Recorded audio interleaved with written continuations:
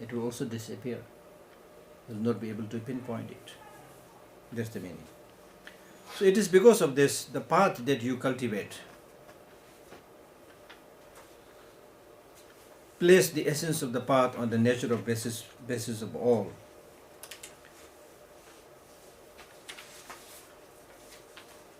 That means that the ordinary mind now cannot be properly identified. You cannot either negate it or affirm it.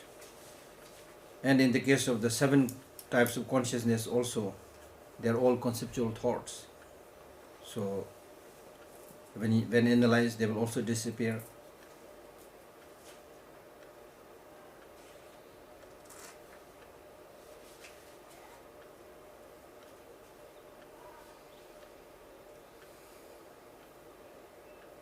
So the purpose of doing this practice is that much of the problem we get is because of this constant arisal of discursive thoughts. Okay? So next time when a thought arises, if possible, do not chase that thought, but simply look at its face, just like waves coming and going. Instead of chasing it, just be aware of those.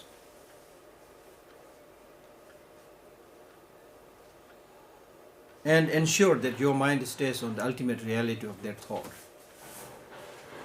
The ultimate reality is that it does not have independent existence. So that is called meditation on the clear light, the actual practice. Place the essence of the path on the nature of the basis of all. Nature of the basis of all is the clear light, because it is clear light from where everything arises. So you should be able to remain in that state of clear light. So this is how you should sustain your practice. And when you do the meditation, the session of the meditation should not be very long, because if it is very long, then you might be meditating on your knee or on your back. You're having knee problem, knee pain, back pain, so you may not be able to focus on the object. So it should be short, good quality and short. Stop, have a cup of coffee, go for a walk, do some light exercises, and then come back. Okay, before you get completely tired. Because if you force yourself to get until you are very, very tired, the next time when you want to do meditation, the mind will revolt. It will resist going towards the meditation seat. You will feel like vomiting by seeing the meditation seat. You should cultivate a habit where you like to do that continuously. So therefore, short meditation, good quality meditation, then take rest, stop. Okay. Next is how you practice during the subsequent stage of post-meditative practice. In between meditation sessions, be like a conjurer, a creator of illusions. Be like a conjurer. It basically means now you already have some experience during the meditative state that there is nothing that has inherent independent existence. So that understanding should influence, that understanding should last even during the post-meditative session. And that's very, very important, because when you are in the meditative session, nobody is disturbing you. So it may be easy to meditate on the lack of inherent existence or independent existence of all phenomena. But when you get up during the post-meditative session, when you work with other people, then trouble arises. Then you get trouble, you see. So it's very important that at that point of the post-meditative state, that you are able to maintain that understanding of lack of inherent existence or independent existence of all phenomena. So that's why during the meditative, post-meditative, or in between the post-meditative sessions, you should see everything as an illusion. I don't know whether this translation is very correct or not. It could be interpreted in that way also, but to me, It's basically saying that during the post-meditative session, you should be able to see everything as an illusion. Okay, that's the point. Because during the post-meditative session, you see so many things. You see yourself, you see other people, you see the environment, you see countless sentient beings. And when you see this, do not develop grasping, attachment, anger, hatred. You should see this is an illusion. Now that's not easy to understand. Let me give you an example. Let us say you are a young man of 30 years old. So during the past 30 years of your life, you have experienced so many things. You have happy memories, sad memories, happy experiences, sad experiences. But today, when you look back, what you've experienced during the past 30 years, it's like a dream that you had last night. If you had made a movie out of it, it's a very long movie. A movie of 30 years of your personal life. But today when you reflect back, it is similar to last night's dream. How many times you have cried, wept, fought, enjoyed, whatever you have done, today when you look back, it's like last night's dream.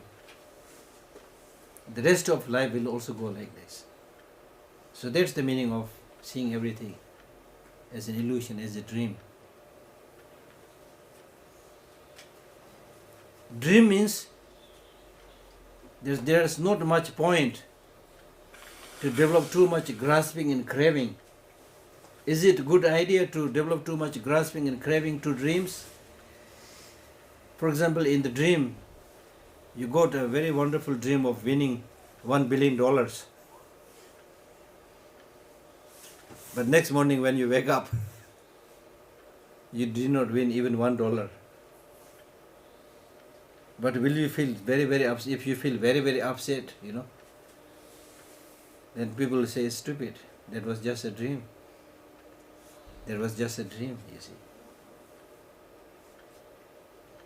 So similarly, whatever we are experiencing is more or less dream. That you can clearly see when you look back what you've experienced is a dream. Similar to last night. It's a dream. The rest of your life will also go like this. Dreaming. Earlier I explained that Buddha is fully awake.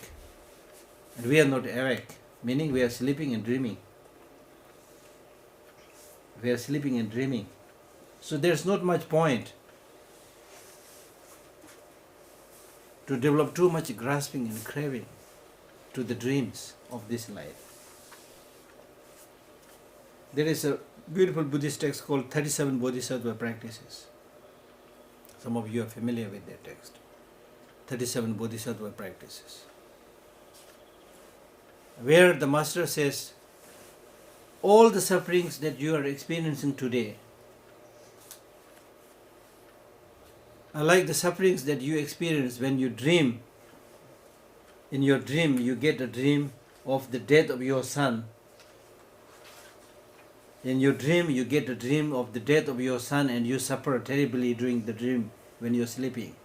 So all the sufferings that you are experiencing when you're awake is similar to that suffering that you experience when you're dreaming that your son is dead. Meaning, then he elaborates this point by saying that we get so tired and upset and unhappy and suffering because we have always misperceived what is mistaken as true. It's by misperceiving what is wrong as true that you are tiring yourself. This is very beautiful for me. It's by misperceiving the mistaken state mistaken appearance as true, that you get tired. Because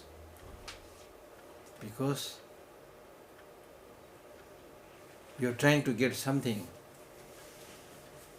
from somewhere which is not the right source.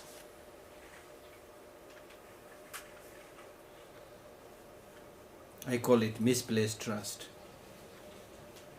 How much you are going to get from dream? What is the worth of developing too much craving and grasping to dreams? So that's why this teaching on ultimate bodhicitta is so important. That things exist but do not have inherent independent existence. Clear? This is very important Buddhist teaching. Is it clear? It's very clear. If we go to you and punch you. Huh? Yes, very good idea. It happened with two lamas, very famous. They were debating. Then one said, I do not exist. Then the other tried to prove it exists. But he was so clever, he came up with all logics. So other person could not prove it with logic. Then he pricked some needle on the body. Then the Lama said, yeah, I'm here. Yeah. So you're also saying something like so. But the important thing here is you need to make a distinction between existence and independent existence. Okay? Existence is there, but independent existence is not there. Okay? So when I say things are like dream, things are like illusion, I'm not saying things do not exist. I'm saying that things are like illusion, like dream, do not have independent existence. They come into being by depending on multiple issues of causes and conditions. It's so difficult for you to identify each causes and conditions, As we say, everything is in a flux. See? Like rainbow. It's a very good example, rainbow.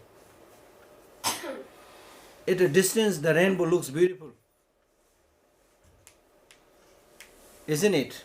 It looks beautiful. But if you develop attachment to the rainbow, run towards it, try to catch it, will you catch it? It will only make you tired by running and trying to catch it. The closer you go, it will disappear. So the things that we experience here is like a rainbow.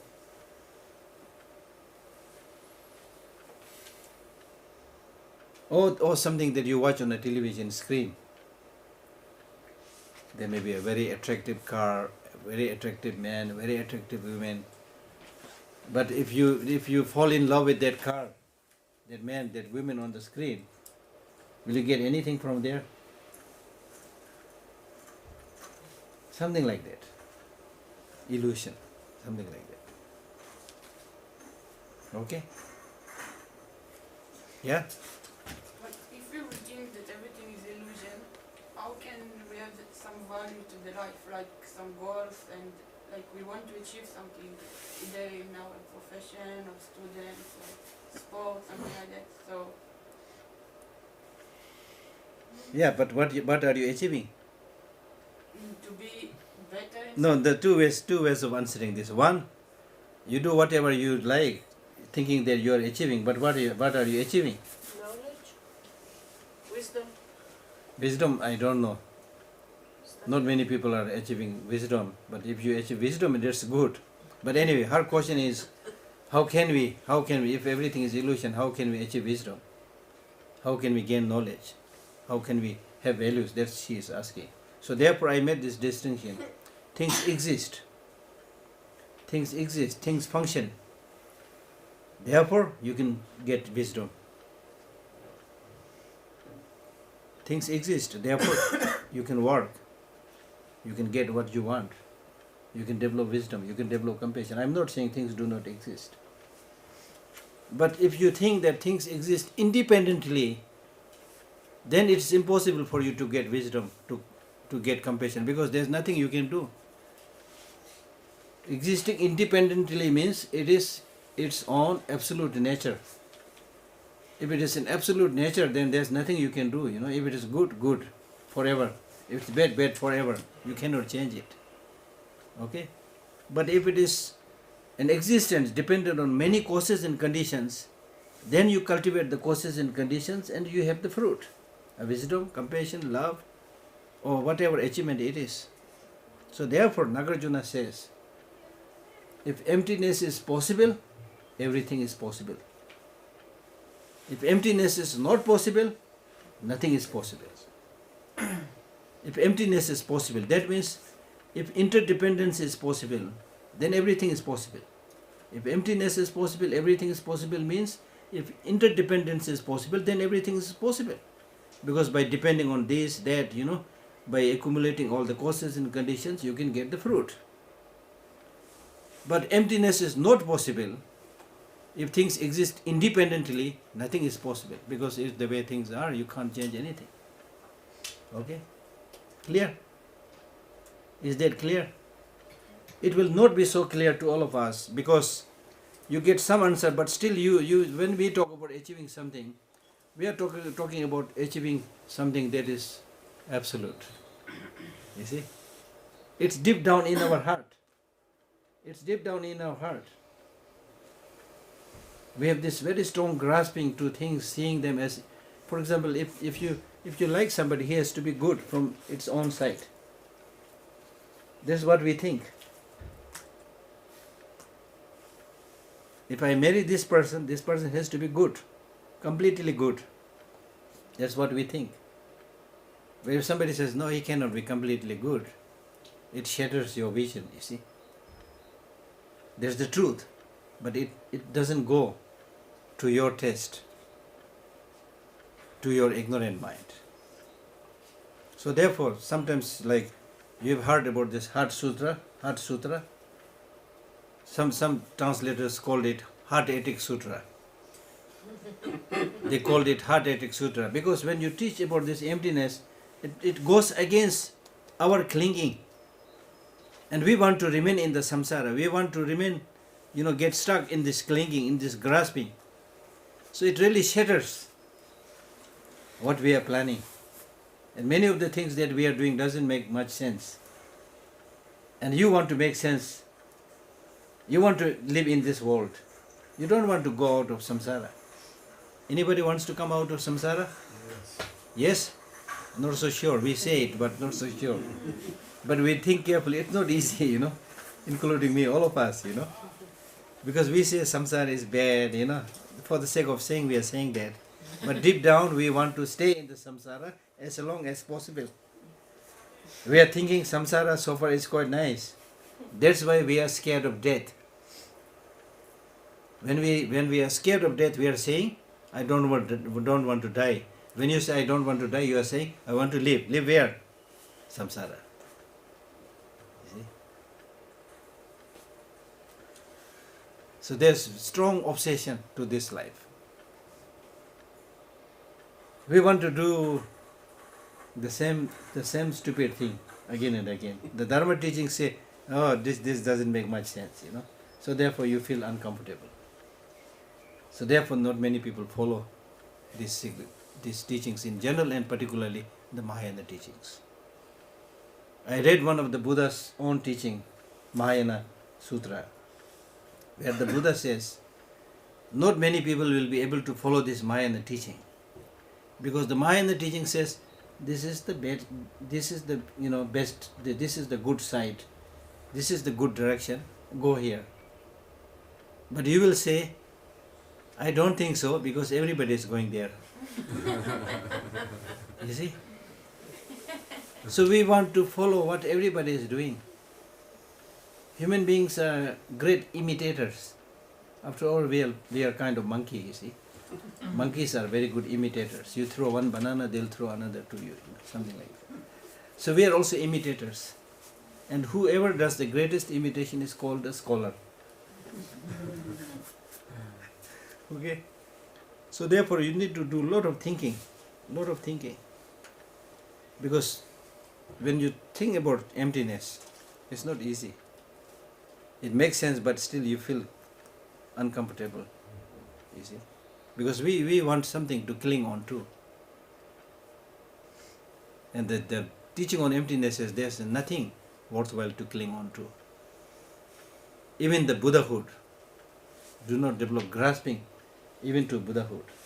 Do not develop obsession even to Nirvana. Obsession is obsession, bad to anything. You see? So that needs a lot of time to reflect, to digest. And for the serious Buddhist practitioners, they say that in order to understand many of these teachings on Shunyata, you also have to have enough merit. So that's why people do prostration, prayer, so many things, good things they do. Okay? So it's one of the Buddhist teacher, Aryadeva, in his 400 verses he says, those people who lack merit, they will not even ask question towards this teaching. They will not even develop some kind of doubt about this teaching. Even if you are able to develop some kind of doubt or some question, what is this? What is the meaning? It will destroy the root of samsara asunder. That means even having a doubt, some question about emptiness is a big thing. Not many people even have that. Okay. Yeah. I would like to go back to the last sentence, if you don't mind. I believe it's my limitation of understanding of the language. So what is encourage us, I'm asking if this line is encourage us actually to be a conjurer and a creator, to know that we are a conjurer and creating illusions. Is that what it's encourage us? To know between the sessions? What's that? It is basically saying, then a conjurer or magician, when a magician creates something, he uses some substances, for example some small stones, pebbles, and throw it, then he creates some elephants and horses. Okay? And then those people, the audience who are not magician, they see the elephant and horse going there. They actually see elephant and horse there. And then they think this is real elephant, this is real horse. So they develop grasping that this horse might kick me, this elephant might trample me. They develop their fear and grasping, craving, whatever. But the conjurer, the magician, knows. That's what it will come. Exactly. To know, to walk between the sessions, knowing that we are... Exactly. That's what I meant. Yeah, during the meditative session, of course you are meditating this. But the problem is when you get up from your meditation and mix with the rest of the world, all your understanding disappears. So the text is saying, don't do that. Make sure that your understanding, the influence of your understanding goes during the post-meditative sessions. Okay? Okay? Oh. Time flies. Short break, 15 minutes.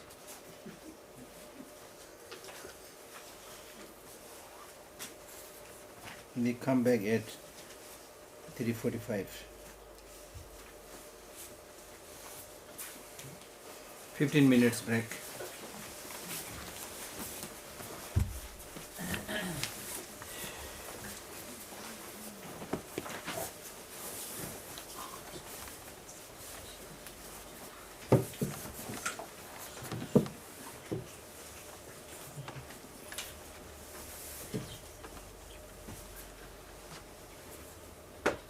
I don't know where to go.